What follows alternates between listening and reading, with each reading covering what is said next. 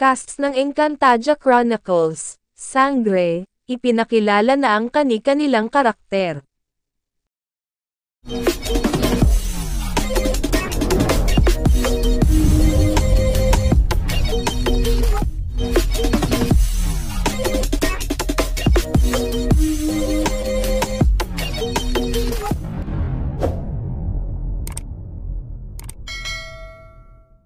Matatandaan na ang spin-off ng Encantadia ay inanunsyo noong December 31, 2021, para sa release ng year 2022, ngunit hindi ito natuloy.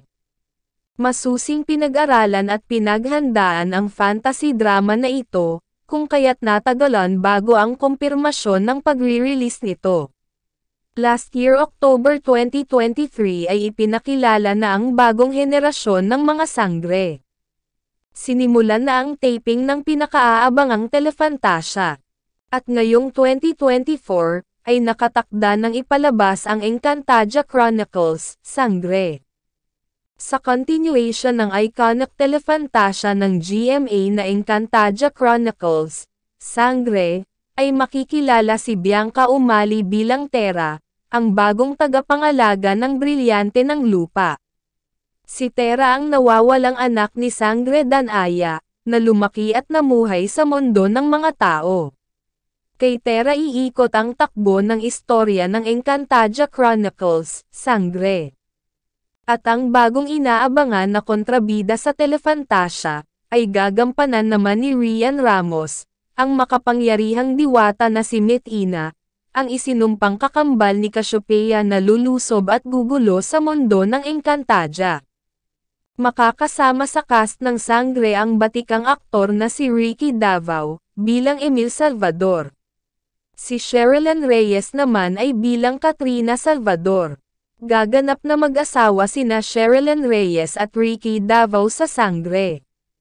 Si Bianca Manalo, bilang Olgana, isa rin sa mga bagong karakter. Kasama rin sa mga supporting cast ang apat na Sangre na sina Glyza De Castro as Pirena, Kylie Padilla as Amihan, Gabby Garcia as Alena, Sanya Lopez as Danaya, si Rocco Nasino as Akil, at ang tatlo rin sa bagong henerasyon ng Sangre na sina Faith Da Silva as Flamara, Kelvin Miranda as Adamos, Angel Guardian as Dea, kabilang din sa cast sina Jamie Wilson as Edno, Shuvi Etrata as Dina Villaroman, Pam Prinster as Camille aka Cami Salvador, Luis Hontiveros as Soldarius, ang kambal na sina Kiel Gueco as Tukman, at Vito Gueco as Mantok.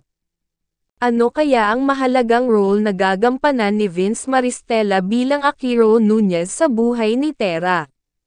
At paano kaya magko-cruise ang landas ni Terra at ni Sangre Danaya na kanyang ina? Iyan ang aabangan natin sa pagsisimula ng Encantadia Chronicles, Sangre ngayong year 2024. Naisukat na rin ng mga Sangre ang kani-kanilang mga warrior costumes.